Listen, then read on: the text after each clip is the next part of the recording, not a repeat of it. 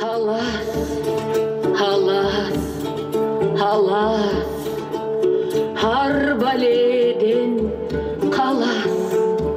El candanıp, cer yaşarıp küçünün, sezimderge tazalığın taratar. Halas, halas, halas, har baleden kalas. Üzülgünümüz ulansın, bülüngünümüz kuralsın, yaratkan özün calga, жақшылығından жамба, қасиетті қырғыз елінде о жаратқан өзін сақта. Омин!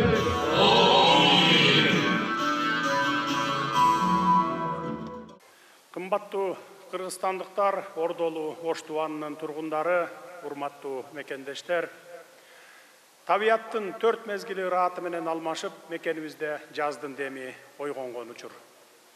Илгертен эле табият менен таттуу мамиледе жашап келген элибиз бир күнү жылга тете болгон жаздын келишин чыдамсыздык менен күтүшкөн. Ата бабаларыбыз жаңылануунун башаты катары жаздын келишине өзгөчө маани берип, көптөгөн чыгыш элдери менен катар жаз майрамы Ноорузду белгилеп келишкен.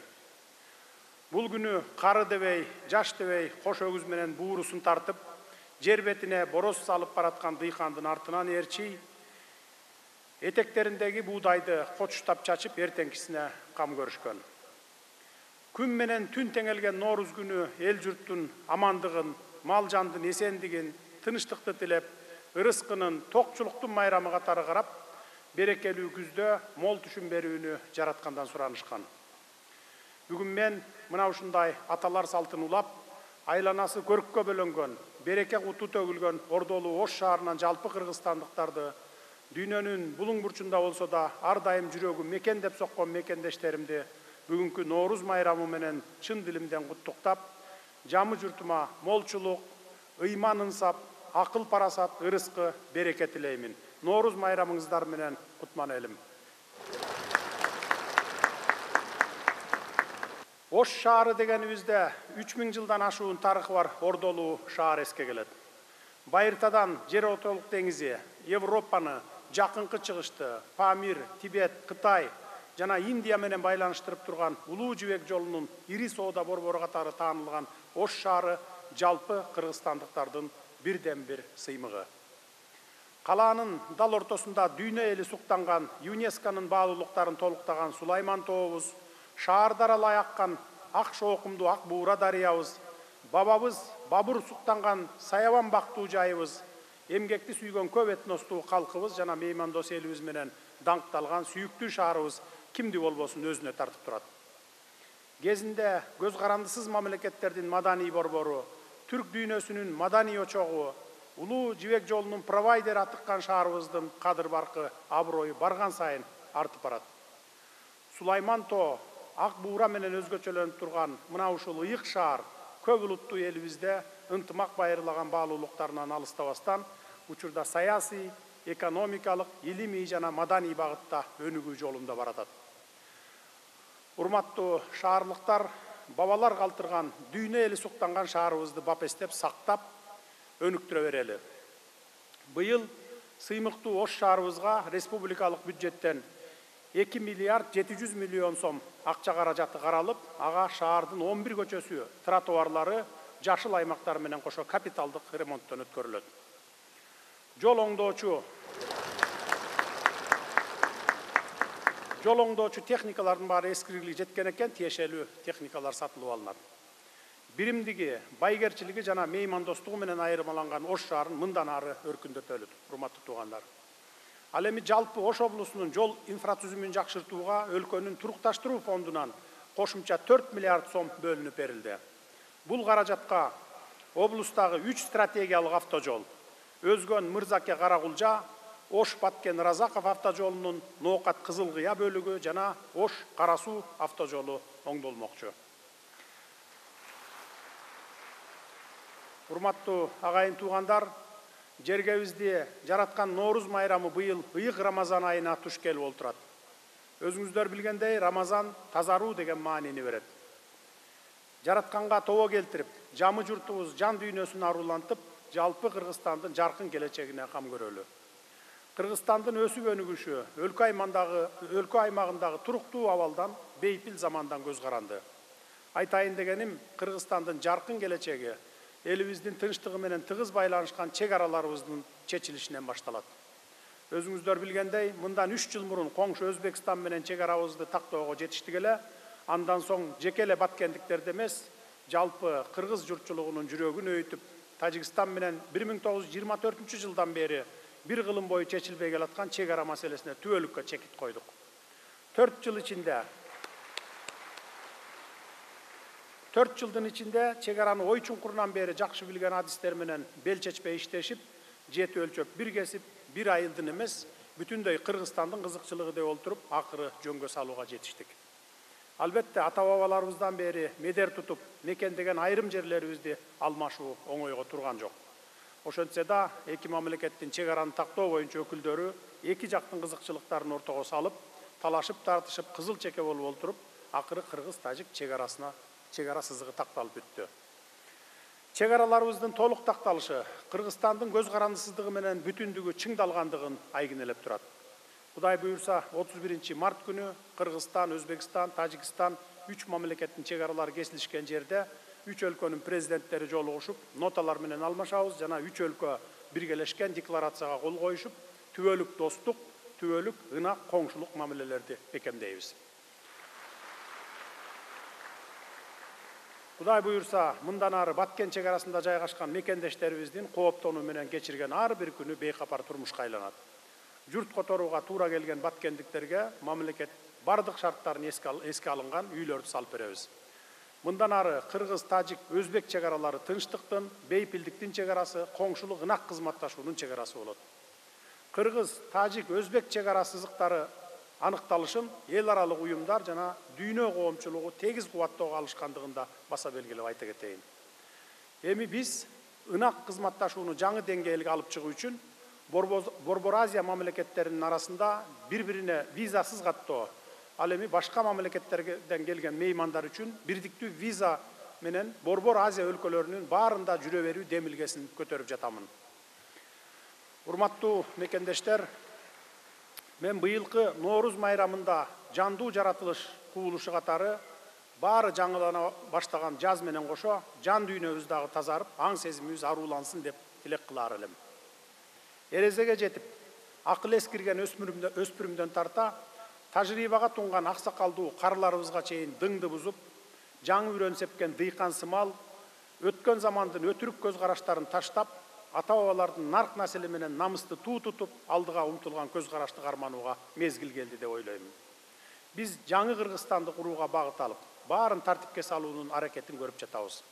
Алгач инсандын руханий адеп ахлактык өнүгүүсү жана дене тарбиясы жөнүндө, андан кийин идеологиялык багыттагы улуттук нарк жана башка жарлыктарым кабыл алынып, күнүмдүк көр турмуштан өйдө көтөрүлүүгө, көөнө нарк населибизге кайтып, аны боюбузга терең сиңирип алып жүрүүгө, элдин бийликтин элге болгон ишеничин жандандырууга жасаган аракеттерибиз акырындап үзүрүн бере баштады десек болот. Мына ушундай аракеттеги изги жолдорубуз даңгыр жолго кошулуп олтуруп, уңгу жолго айланды десек болот. Акыры жамы журтубуздун бир муштумдай түйүлгөн, көөнө руханий баалуулуктар үчүн күйүнгөн, өнүгүүгө бет алган демин колдоо максатында улуттук дем, дүйнөлүк бийиктик уңгу жолу жөнүндө жарлыкты кабыл алдым.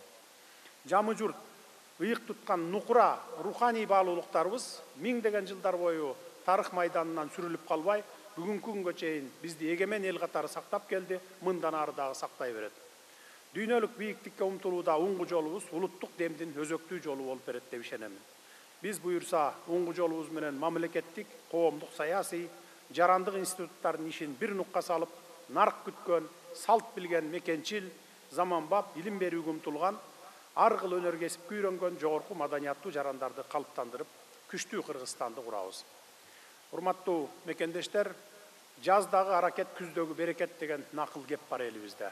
Мурда мамлекетте өнүгүү, жарандардын ийгилиги, өзүн такшалтуусу, билим, илимге гана негизделген кагаз жүзүндө гана айтылып келсе, эми аны турмушка ашыруу биздин башкы максатыбыз болуп турат. Мындан улам азыр коомубузда сөз болуп жаткан 12 жылдык билим берүүнүн артыкчылыктарына учкай токтоло кетейин. Артка кылчайып тарыхка көз чаптырсак, 3 жылдык, 8 жылдык, 10 жылдык жана 11 жылдык билим берүү системаларын башыбыздан өткөргөн экенбиз. Азыр болсо дүйнө тынымсыз күн сайын өзгөрүү жолунда. Дүйнө жүзү боюнча өнүккөн 150дөн ашуун өлкөдө заман талабына ылайык 12 жылдык билим берүү системасы аркылуу окутуунун мазмуну, билим берүүнүн ыкмалары кирген. Мурдагыдай түшүнсө түшүнбөсө дагы эрежелерди жаттоону таштап, алып жаткан билимин турмушта пайдаланууга, кесипке эрте багыт берүүгө басым жасалууда. Дагы бир топ өзгөчөлүктөр менен 12 жылдык окуу системасы алгылыктуу деп табылып, ийгиликтерди жаратууда. Мындай шартта биз дүйнө баскан жолго багыт алышыбыз керек деп эсептеймин.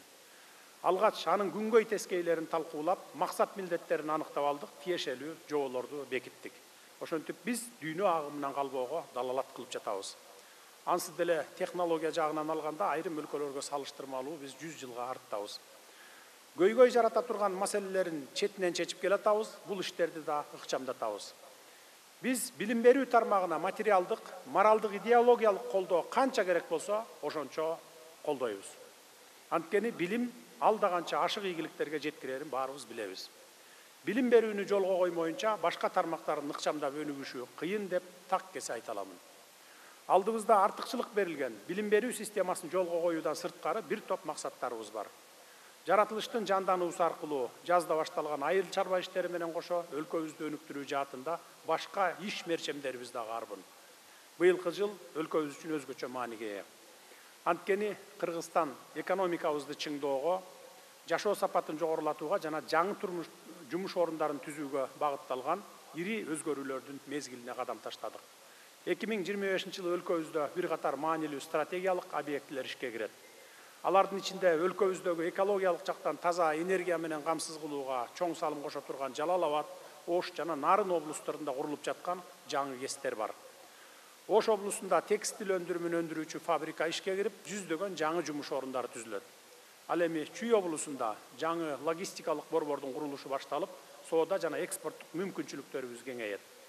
Республика аймактарында курулуш материалдарын чыгаруучу ишканаларды ачабыз. Борборубуз Бишкекте заманбап автовокзал жана Ош базары ачылып, жүргүнчүлөр жана соода кылуучулар үчүн ыңгайлуу шарттар түзүлөт. Ошентип быйыл жалпысы 128 ишкананы ишке киргизебиз деп турабыз. Урматтуу мекендештер, жогоруда мен алардын айрымдарын гана атап өттүм. Бул долбоорлор жаңылануунун жарчысы болгон Ноорус сыяктуу жалпы аракеттерибиздин жана жаркын келечекке болгон умтулуубуздун жыйынтыгы болот. Кадырлуу калайык калк, кымбаттуу мекендештер, пейил оңолмойун, иш оңолбойт деп айтылган кеп бар элибизде. Күн менен түн теңелип, жан бүткөндүн баары жаңыланууга бет алган учурду туюнткан Ноорус майрамы менен кошо аң сезимибизге өзгөрүп, демибиз жаңырсын, дүйнөлүк бийиктиктерге умтулалы. Ар бир үй бүлөдөн тарта мамлекетибизге чейин ушул жылга койгон ой максаттарыбыздын, иш пландарыбыздын өтөөсүнө чыгалы. Ак эмгек, ар намыс жана жаратман иш менен Кыргызстаныбызды өнүктүрүүгө салым кошолу. Биздин күчүбүз улуттук баалуулуктарыбыз менен урагыз биримдигибизде. Ошондуктан көп этностуу өлкөбүздөн ынтымак, достук, ырыскы, кут кетпесин. Урматтуу кыргызстандыктар, улустун улуу күнүндө айтылган тилектердин баары орундалсын, кабыл болсун, Ноорус майрамыбыз кут болсун. Кармаган орозоңуздарды Кудай кабыл кылсын. Рахмат көңүл бурганыңыздарга.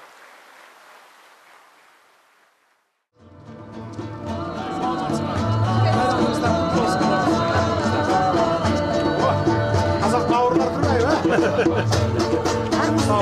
Бир тууган калкпыз казак менен кыргыз.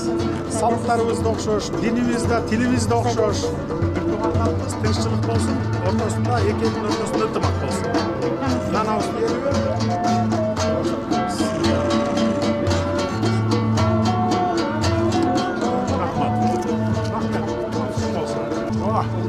Өзбек туғандар екен да.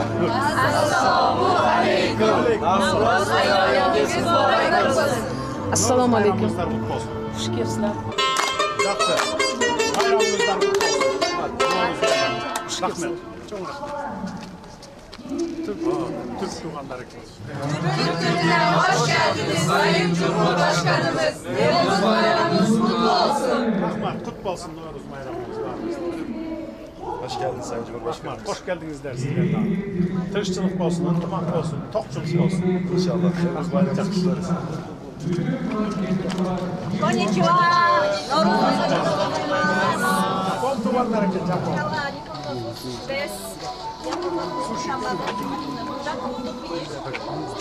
İyilik kalayım. İyilik kalayım var. Arigatou gozaimasu. Kıtay tuğanlar. Ni hao. Ni hao. Novruz bayramı. Novruz bayramı. Madam, 谢谢，谢谢。 Очень спасибо. Можно прийти? 可以， Попробовать. попробуйте. Это Пекин. Это из Пекине. Это Шанхай. Это Тинькин, да. 非常好。谢谢啊。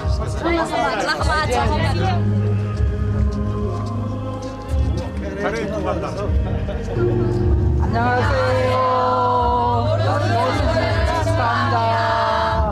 Биздин акыркы убакта Корея менен мамилебиз абдан жакындады. Анан барыш келиш катнашыбыз дагы күндөн күнгө көбөйүп атат. 우리 최근에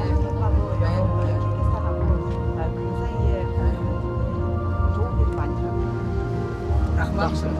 İyilik kalayız. Индия О, Индия туğanlar. Саламатсыңар Индия туğanlar. Намасте. Русский шукамнай. У нас есть индусские еда, индусские одежда. Это наша культура, индусский сабат. А здесь есть у нас церемония шахина и секутной. А это наша бог. Rahmat. İyilik kalayız.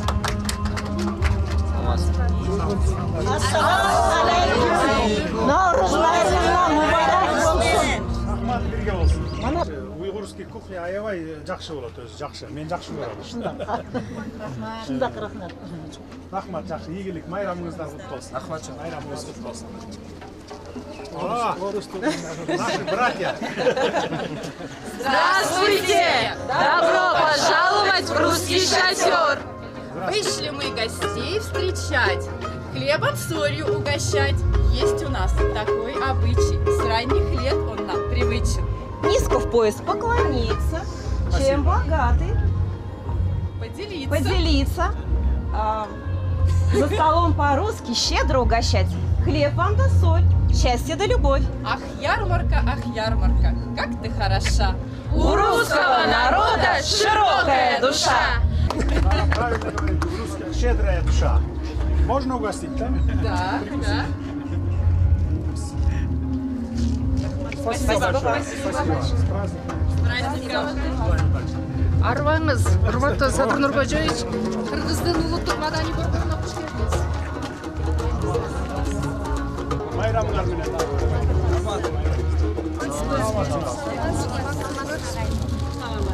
Анда эне сиз эмненин сүрөтү түшүрүүнү айтып берсеңиз. Ой, сүмелек сонун чыгыптыр. Көп булуттуу ош элинин мындай караганда бирге кайнаткан сүмөлөгүнө арасы чегарасы чектелген, өмүр бою чечилбей жаткан чегере маселени анын ичинден мына биздин мына гүлдөр бүт социалдык объектилердин өсүгүп жаткандыгы, мына жер мына биздин мамлекеттин коопсуздугу аябай чыгалып жаткандыгы. Рахманирахим. Аллахтын бейбилдиктен, тынчтыктын, ынтымакчылыктын, барака пайыздын жылы болуп. Шашпай. Жылыбыз.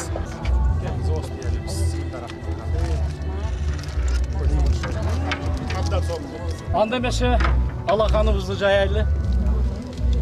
Көктөн көккө жеткирген, жараткан Аллабызга шүгүрлөр, чексиз мактоолор болсун. Мекенибиздин түптүүлүгү, эли журтубуздун биримдиги жылдан жылга арта берсин. Жерге бизге кут берекет, оомат, түбөлүк орноп, алтын башыбыз аман болсун, ден соолугубуз бекем болсун. Амин. Тынччылык болсун өлкөбүздө. Рахмат. Тынччылык стабилдик болсун. Рахмат.